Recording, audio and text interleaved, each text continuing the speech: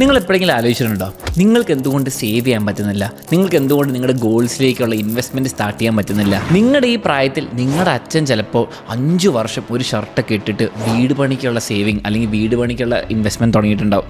അതേസമയത്ത് നിങ്ങൾ ഈ മാസം തന്നെ 5 ഷർട്ട് വാങ്ങിച്ചു, ഒരു ഫോണിൻ്റെ EMI ബാക്കിയുണ്ട്, പിന്നെ ബാക്കിയുള്ള റെൻറ്റിന് തന്നെ പൈസ ഉണ്ടാവില്ല. ഇങ്ങനത്തെ ഒരു സിറ്റുവേഷനാണ് നമ്മൾ മിക്കവരും പോയിക്കൊണ്ടിരിക്കുന്നത്. അതേ സമയത്ത് നമ്മുടെ മുൻപത്തെ ജനറേഷൻ നോക്കുകയാണെങ്കിൽ അവർ സേവിങ്സ് ഓറിയൻറ്റഡ് ആയിരുന്നു. ഇന്ത്യത്തെ നമ്മുടെ പേരൻസിൻ്റെ ജനറേഷനെ സേവിങ്സ് ജനറേഷൻ എന്ന് പറയുന്നു. ആൻഡ് നമ്മൾ ജെൻസീനെ ഡെറ്റ് ജനറേഷൻ എന്ന് പറയുന്നു. എന്തുകൊണ്ടാണെന്ന് ഞാൻ കാരണം പറയാം. നിങ്ങളുടെ മാത്രം തെറ്റല്ല, വേറെ കുറേ ഫാക്ടേഴ്സ് ഉണ്ട്. അതെല്ലാം നമുക്ക് എക്സ്പ്ലെയിൻ ചെയ്ത് മനസ്സിലാക്കിയിട്ട് ലാസ്റ്റ് ഞാൻ നിങ്ങൾക്ക് ഇതെല്ലാം കൂടി ഇങ്ങനെ ഓവർകം ചെയ്തിട്ട് ആ സേവിങ്സ് മെൻറ്റാലിറ്റിയിലേക്കും ഇൻവെസ്റ്റ്മെൻറ്റ് മെൻറ്റാലിറ്റിയിലേക്കും എങ്ങനെ നമുക്ക് അതിലേക്ക് കടക്കാമെന്ന് ഞാൻ പറഞ്ഞുതരാം. സോ ഈ വീഡിയോ എന്താണെങ്കിലും ഫുള്ളായിട്ട് നിങ്ങൾ കാണുക. ആൻഡ് ലാസ്റ്റുള്ള ചാലഞ്ചും കൂടി നിങ്ങൾ അക്സെപ്റ്റ് ചെയ്യുക. വളരെ യൂസ്ഫുൾ ആയിരിക്കും നിങ്ങൾക്കും നിങ്ങളുടെ ഫ്രണ്ട്സിനും. അപ്പം ഷെയർ ചെയ്യാനും മറക്കണ്ട. ഫസ്റ്റ് നമ്മൾ മനസ്സിലാക്കണം നമ്മുടെ എക്സ്പെൻസാണ്. നമ്മുടെ എക്സ്പെൻസ് എന്ന് പറയുമ്പം ഷർട്ട്, പാൻറ്റ്, അല്ലെങ്കിൽ റെൻറ്റ്, ഫുഡ്, അങ്ങനത്തെ അല്ല. അതെല്ലാം നിങ്ങളുടെ മനസ്സിലുണ്ടെന്ന് എനിക്കറിയാം. നിങ്ങൾക്ക് റെൻറ്റ് എത്രയുണ്ട്, EMI എത്രയുണ്ട്, അതൊക്കെ നിങ്ങൾക്ക് നല്ല ധാരണയുണ്ട്. പക്ഷെ നമ്മൾ മറന്നു പോകുന്ന ഒരു വലിയ എമൗണ്ട് ഓഫ് മണി ഒളിച്ചിരിക്കുന്നുണ്ട്. എവിടെ? നമ്മുടെ UPI ആപ്പിൽ. നിങ്ങളുടെ ഗൂഗിൾ പേയോ ഫോൺ പേയോ Paytm ഏത് UPI ആപ്പാണെങ്കിലും അതൊന്ന് ഓപ്പൺ ചെയ്യാം. നിങ്ങൾ ഈ കഴിഞ്ഞ മാസം എത്ര പൈസ ചിലവാക്കിയെന്ന് നോക്കുക. 100 രൂപേന് താഴെയുള്ള കുഞ്ഞു കുഞ്ഞു ചിലവുകൾ വിടാം. ചിലപ്പോൾ ഒരു 5,000 ആയിരിക്കും, ചിലപ്പോൾ 1,000 ആയിരിക്കും, ചിലപ്പോൾ 10,000 ആയിരിക്കും.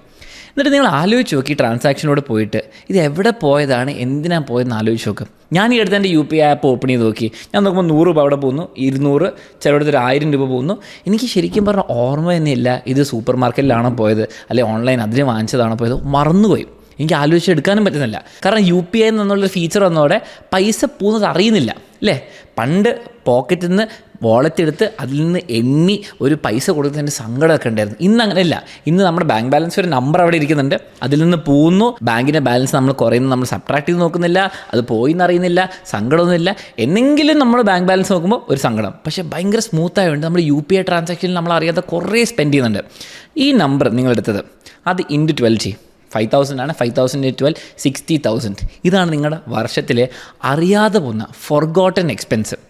ഫസ്റ്റ് കാര്യം ഇത് നോട്ട് ചെയ്യുക, ഇത് അക്നോളജ് ചെയ്യുക. നിങ്ങൾക്ക് ഇത്ര ഉണ്ടെന്ന് ഇപ്പം തന്നെ നിങ്ങൾ വേണമെങ്കിൽ ഒന്ന് കമൻറ്റ് ചെയ്ത് നിങ്ങളുടെ മന്ത്ലി UPI അറിയാതെ പോകുന്ന എക്സ്പെൻസ് എത്ര ഉണ്ടെന്ന് കമൻറ്റ് ചെയ്യാം. Hello everyone. അപ്പോൾ നിങ്ങൾക്ക് മ്യൂച്വൽ ഫണ്ടിൽ ഇൻവെസ്റ്റ് ചെയ്യാൻ ആഗ്രഹമുണ്ട്. എന്നാൽ എങ്ങനെയാണ് മ്യൂച്വൽ ഫണ്ട് പിക്ക് ചെയ്യേണ്ടത്, ഏത് ഫണ്ട്സാണ് നിങ്ങൾക്ക് ഏറ്റവും നന്നാവുക എന്നുള്ള കാര്യം നിങ്ങൾക്ക് കൃത്യമായിട്ട് അറിയില്ലെങ്കിൽ ഈ കാര്യം വളരെ സിമ്പിളായിട്ട് മനസ്സിലാക്കാൻ വേണ്ടിയിട്ട് നമ്മളൊരു കോഴ്സ് ലോഞ്ച് ചെയ്തിട്ടുണ്ട്. കോഴ്സിൻ്റെ പേര് മ്യൂച്വൽ ഫണ്ട് മെയ്ഡ് ഈസി എന്നാണ്. ഈ ഒരു കോഴ്സിൽ ഏറ്റവും ബിഗിനർ ലെവലിൽ നിന്ന് സ്റ്റാർട്ട് ചെയ്ത് എന്താണ് മ്യൂച്വൽ ഫണ്ട് എന്നും എങ്ങനെയാണ് നല്ലൊരു മ്യൂച്വൽ ഫണ്ട് പിക്ക് ചെയ്യേണ്ടതെന്നും മാത്രമല്ല ഈ മ്യൂച്വൽ ഫണ്ട്സ് ലോങ് ടേമിൽ നിങ്ങൾക്ക് വെൽത്ത് ഉണ്ടാക്കാൻ വേണ്ടി എങ്ങനെ യൂസ് ചെയ്യണം എന്നുള്ള കാര്യം വളരെ ഡീറ്റെയിൽ ആയിട്ട് നമ്മൾ കവർ ചെയ്യുന്നുണ്ട്. ഈ ഒരു കോഴ്സിലൂടെ മ്യൂച്വൽ ഫണ്ട്സ് ശരിക്കും മനസ്സിലാക്കുകയും അതുവഴി അതിന്റെ മാക്സിമം ബെനിഫിറ്റ് നിങ്ങൾക്ക് ലൈഫിൽ കിട്ടണമെങ്കിൽ തീർച്ചയായും നമ്മുടെ കോഴ്സിൽ ജോയിൻ ചെയ്യുക. ലിങ്ക് ഡിസ്ക്രിപ്ഷനിൽ കൊടുത്തിട്ടുണ്ട്. ഇനി നിങ്ങൾ വിചാരിക്കുന്നുണ്ടോ നിങ്ങൾ മാത്രം ചിലവാക്കുന്നത്, നിങ്ങൾ മാത്രമാണ് ഇങ്ങനെ അലമ്പായി പോകുന്നത്? അങ്ങനെയൊന്നുമല്ല. ഇന്ത്യൻ്റെ മാക്രോ എക്കോണമി മൊത്തമായിട്ട് നോക്കുകയാണെങ്കിൽ എല്ലാവരും സ്പെൻഡിങ് ഭയങ്കരമായിട്ട് കൂടിയിട്ടുണ്ട്. ഇപ്പോഴത്തെ ഒരു സിംഗിൾ മന്ത് എടുത്ത് നോക്കിയാൽ ക്രെഡിറ്റ് കാർഡിൽ ഇന്ത്യയിൽ ഒരു ആവറേജ് എടുക്കുകയാണെങ്കിൽ 2 lakh crore rupees സ്പെൻഡ് ആകുന്നത്. ക്രെഡിറ്റ് കാർഡിലൂടെ പർച്ചേസ് നടത്താൻ ഒരു മാസത്തിൽ ഇന്ത്യൻസ് സ്പെൻഡ് ചെയ്യുന്നത് 2 lakh crore ആണ്. ഈ അടുത്തൊരു ചെറിയ റിസർച്ച് നടത്തിയിട്ടുണ്ടായിരുന്നു. 4 ൽ 3 ആൾക്കാർക്ക് UPI ട്രാൻസാക്ഷൻ ആയതുകൊണ്ട് തന്നെ ശരിക്കത്തെ പൈസ പോകുന്ന പോലെ തോന്നുന്നില്ല. ശരിക്കും നമ്മൾ പൈസ എടുക്കുന്ന പോലെ ആ ഫീല് കിട്ടുന്നില്ല. ആൻഡ് പെട്ടെന്ന് പോകുന്നതുകൊണ്ട് സ്മൂത്ത് ആയതുകൊണ്ട് ആ പൈസ പോകുന്നൊരു സങ്കടമൊന്നുമില്ല. അപ്പോൾ 75% ആൾക്കാർക്ക് എന്താണ് പൈസ പോകുന്ന പോലെ തോന്നുന്നില്ല, കാരണം UPI ആയതുകൊണ്ട് വളരെ സ്മൂത്ത് ആയതുകൊണ്ട്. ആൻഡ് ഇന്ത്യയിലെ ഹൗസ് ഹോൾഡ് ഡെറ്റ് നോക്കുകയാണെങ്കിൽ ഈ വർഷം 42% ആണ്. കമ്പാരിസൺ എന്ന് പറയുകയാണെങ്കിൽ 2019 6 വർഷം മുൻപ് 30% ഡെറ്റ് ഉള്ളൂ. അപ്പം കടം കൂടിക്കൊണ്ടിരിക്കുക. പെർ ഹൗസ് ഹോൾഡ് 30% മാറിയിട്ട് 42% ആയി. ഇതും പോരാതെ ഇന്ത്യത്തെ സേവിങ്സ് റേറ്റ്, ഓക്കെ, നമ്മളിപ്പോൾ 100 രൂപ കിട്ടിയാൽ കുറച്ച് പൈസ എടുത്ത് വെക്കുമല്ലോ എല്ലാ വീടുകളും നോക്കിയാൽ. അപ്പോൾ ഇന്ത്യ മൊത്തം സ്കെയിലിൽ നോക്കുകയാണെങ്കിൽ കഴിഞ്ഞ 40 വർഷത്തിലെ ഏറ്റവും ലോ ആണ്, ഏറ്റവും പെർസെൻറ്റേജ് കുറവാണ് സേവിങ്സ് റേറ്റ് ഇപ്പോഴത്തെ സിനാരിയോ. അപ്പം ഞാനോ നിങ്ങളോ മാത്രമല്ല എല്ലാവരും സ്പെൻഡിങ് കൂട്ടി സേവിങ്സ് കുറച്ചു. അത് നമുക്ക് കുറച്ച് ഡീറ്റെയിൽ ആയിട്ട് മനസ്സിലാക്കാം എന്തുകൊണ്ടാണ്. ഫസ്റ്റ് കാര്യമാണ് ഈ UPI പോലെ സിമ്പിൾ ഈസി മെത്തേഡ്സ് വന്നതാണ്. പക്ഷേ അത് ശരിക്കും പറഞ്ഞാൽ എന്താ സംഭവിക്കുന്നത്, ഫ്രിക്ഷൻ ഒഴിവായി. പണ്ട് ഒരു സാധനം വാങ്ങിക്കണമെങ്കിൽ ഒരു ഫോണോ ഡ്രസ്സോ TV എന്ത് വാങ്ങിക്കണമെങ്കിലും നമ്മൾ കടയിൽ പോകണമായിരുന്നു. കടയിൽ പോകുന്നത് നമ്മൾ മാത്രമാണ് ഇല്ല, ഫാമിലി ആയിട്ട് പോകും. നമ്മളിപ്പം ബസ് എടുത്തിട്ടോ ഓട്ടോ എടുത്തിട്ടോ കാർ എടുത്തിട്ടോ ഡ്രസ്സൊക്കെ ചെയ്ത് പോകുന്നു. നമ്മൾ കടയിൽ പോകുന്നു, കുറേ കണ്ട് സെലക്ട് ചെയ്യുന്നു, എന്നിട്ട് നമ്മൾ ബാർഗെയിൻ ചെയ്യുന്നു, വാങ്ങിച്ചിട്ട് ഒരു ആഘോഷത്തോടെ തിരിച്ചു വരും. ചിലപ്പോൾ ഒരു ഡിന്നറും കൂടി കഴിച്ചിട്ടൊക്കെ വരും അല്ലേ. അപ്പം നമുക്ക് ഒരു സാധനം വാങ്ങിക്കുന്നത് ഒരു ചിലപ്പോൾ ഒരു ഫ്രിഡ്ജായിരിക്കും, അല്ലെങ്കിൽ ഒരു വാഷിംഗ് മെഷീൻ ആയിരിക്കും, അല്ലെങ്കിൽ ചിലപ്പോൾ ഒരു ആർക്കെങ്കിലും വേണ്ടി ഒരു ഫോണായിരിക്കും. അതൊരു ചടങ്ങായിരുന്നു. നമ്മൾ പോയി വരുന്നു, വാങ്ങിക്കുന്നു, പൈസ എടുത്ത് കൊടുക്കുന്നു. ആൻഡ് ഈ പൈസ നമ്മുടെ പേരൻസ് കുറേ കാലങ്ങളായിട്ട് ക്യാഷ് നോട്ടായിട്ടോ അല്ലെങ്കിൽ ബാങ്കിലായിട്ട് സേവ് ചെയ്ത് വെച്ചതാണ്. അത് ഓരോരോ സാക്രിഫൈസ് ചെയ്തിട്ട് അവിടെ ചിലവാക്കാതെ ഇവിടെ ചിലവാക്കാതെ എടുത്ത് വെച്ച പൈസയാണ്. അപ്പം ഒരു സാധനം വാങ്ങിക്കാൻ വലിയൊരു പ്രോസസ്സാണ്, അതിൽ കുറേ ആൾക്കാർ ഇൻവോൾവാണ്. പക്ഷേ ഇന്നത്തെ അവസ്ഥ എന്താണ്? നമ്മൾ രാത്രി 2 മണിക്ക് സ്ക്രോൾ ചെയ്യുന്നു, നമുക്ക് ഇഷ്ടമുള്ള നമുക്ക് വേണ്ടി ടാർഗറ്റ് ചെയ്ത ഒരു ആഡ് കണ്ട ഒരു സ്കിൻ കെയർ പ്രൊഡക്റ്റ് നമ്മൾ വാങ്ങിക്കുന്നു, ഓട്ടോ ഫില്ലായിട്ട് അഡ്രസ്സ് വരുന്നു, ഓട്ടോ ഫില്ലായിട്ട് പാസ്വേഡ് വരുന്നു, നമ്മളാകെ UPI പിൻ അടിച്ചു കൊടുക്കുന്നു, 2 ദിവസം കഴിഞ്ഞിട്ട് വരും. പക്ഷേ ഇതിന് ഈ 2 ദിവസത്തിനിടയ്ക്ക് നമ്മളിപ്പോൾ മറന്നു പോയിട്ടുണ്ട് ഈ കാര്യം ഓർഡർ ചെയ്തത്. കൊറിയർകാരൻ OTP ചോദിക്കുമ്പോൾ ഇത് ഓർഡർ ചെയ്തല്ലോ എന്ന് വിചാരിക്കും. നമ്മൾ വാങ്ങിക്കുന്നു, എടുക്കുന്നു, 5 സെക്കൻഡ് സന്തോഷം ഇത് കണ്ടതിൻ്റെ, പിന്നെ എടുത്തു വെക്കുന്നു, മറക്കുന്നു. ഇത് 1-2 പ്രാവശ്യമല്ല, ഇടയ്ക്കിടയ്ക്ക് സംഭവിക്കുന്നുണ്ട്. അപ്പോൾ നമുക്ക് ഫ്രിക്ഷൻ ഇല്ല, പൈസ പോകാനുള്ള ഫ്രിക്ഷൻ ഇല്ല, നമുക്ക് വാങ്ങിക്കാൻ വേണ്ടിയിട്ട് ഒരു ബാരിയർ ഇല്ല. വാങ്ങിക്കാൻ വളരെ ഈസി ആയിട്ടുണ്ട്. ഒറ്റ ഒരു സ്വൈപ്പ് അല്ലെങ്കിൽ ക്ലിക്കിലൂടെ നമുക്കൊരു പിൻ അടിച്ചു കൊടുത്താൽ വാങ്ങിക്കാൻ വളരെ സിമ്പിളായിട്ട്. അപ്പോൾ ഫ്രിക്ഷൻ മൊത്തമായിട്ട് പോയി. പിന്നെ പ്രശ്നം എന്താണെന്ന് വെച്ചാൽ പൈസ ഇല്ലെങ്കിലും പൈസ കിട്ടും. പണ്ട് നിങ്ങളുടെ പേരൻസിന് ഒരു TV, കാറ്, ഫ്രിഡ്ജ്, ഫോൺ വാങ്ങിക്കണമെങ്കിൽ പൈസ ഇല്ലെങ്കിൽ വാങ്ങിക്കാൻ പറ്റൂല, വാങ്ങിക്കൂല. പക്ഷേ ഇന്ന് അങ്ങനെയല്ല. ഇന്ന് നിങ്ങളുടെ കയ്യിൽ ബാങ്ക് ബാലൻസ് ഇല്ല അല്ലെങ്കിൽ പൈസ ഇല്ല, നിങ്ങൾക്ക് ഇന്നാലും ഫോൺ വാങ്ങിക്കാം, കാർ വാങ്ങിക്കാം, എന്തും വാങ്ങിക്കാം. കാരണം വളരെ സിമ്പിളാണ്. EMI ഓപ്ഷൻ ഉണ്ട്, ക്രെഡിറ്റ് കാർഡ് ഓപ്ഷൻ ഉണ്ട്, ആൻഡ് പുതിയൊരു സംഭവമാണ് ഡിജിറ്റൽ ലോൺ. പണ്ടൊരു ലോൺ കിട്ടണമെങ്കിൽ മാസങ്ങളോളം വെയിറ്റ് ചെയ്ത് ബാങ്കിൽ പോയി വലിയൊരു പ്രോസസ്സാണ്. ഇന്ന് ഡിജിറ്റൽ ലോൺ നമ്മൾ ടോട്ടൽ ലോൺസ് ഒക്കെ ആണെങ്കിൽ 8 out of 10 അഥവാ 80% ഡിജിറ്റൽ ലോൺസ് ആണ്. ആൻഡ് ഈ ഡിജിറ്റൽ ലോൺസിൻ്റെ എമൗണ്ട് കേട്ടാൽ നിങ്ങൾ ഞെട്ടിപ്പോവും. 100,000 crore അങ്ങനെ പറഞ്ഞാൽ 1,00,000 കോടി രൂപയാണ് ഡിജിറ്റൽ ലോണിൽ ഈ ഒരു കഴിഞ്ഞ 6 മാസത്തിൽ നമ്മളെടുത്തത്. ആൻഡ് ഓരോ ആൾക്കാർ എടുക്കുന്ന ലോൺ സൈസും കൂടി. കഴിഞ്ഞ വർഷം നോക്കുകയാണെങ്കിൽ 13,000 രൂപയാണ് ആവറേജ് ലോൺ പെർ പേഴ്സൺ എടുക്കുക. ഈ വർഷം അത് പൈസ കൂടി, 15,000 ആയി, 2,000 രൂപ കൂടി. ഇനി ഇതും പോരാതെ ഈ ലോൺ നമ്മൾ വിചാരിക്കും എമർജൻസിക്കോ അല്ല അത്യാവശ്യ കാര്യത്തിനോ അല്ലെങ്കിൽ മെഡിക്കലോ അങ്ങനത്തെ എന്തെങ്കിലും കാര്യത്തിന് എടുക്കുന്നതെന്ന് അല്ല. 2020 ലോൺ എടുക്കുന്നതിൽ 1% ആൾക്കാരാണ് ഈ ലോണുകൾ അപ്ലയൻസസ് അല്ലെ ഫോണൊക്കെ എടുക്കുക. ഓക്കെ, നമ്മൾ ഫോണിന് വേണ്ടി ലോൺ എടുക്കുക എന്ന് പറയുന്നത് ഭയങ്കര വിയേർഡ് അല്ലെങ്കിൽ ആവശ്യമില്ലാത്ത കാര്യം തോന്നും അല്ലേ. 2020 1% ഈ ലോണുകൾ ഫോണിനും അപ്ലയൻസസിനും.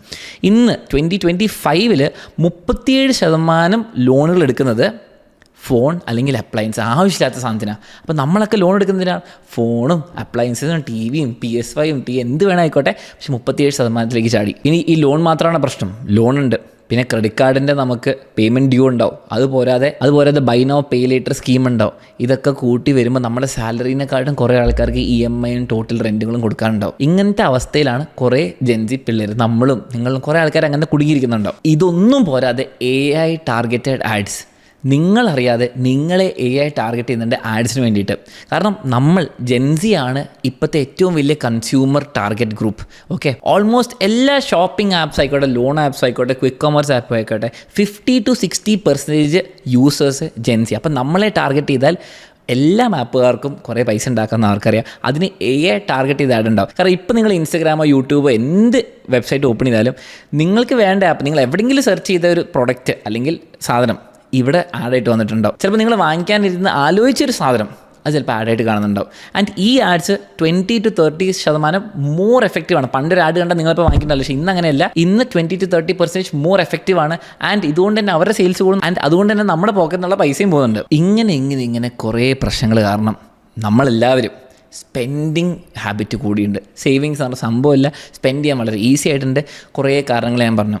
ഇനി കാരണങ്ങൾ പറഞ്ഞാൽ സങ്കടമാക്കാൻ വേണ്ടിയിട്ടല്ലേ വീഡിയോ. ഇതിനൊരു സൊല്യൂഷൻ അല്ലെങ്കിൽ നമുക്കും എടുക്കാൻ പറ്റുന്നൊരു ചാലഞ്ച് ഞാൻ വളരെ സിമ്പിളായിട്ട് പറഞ്ഞുതരാം.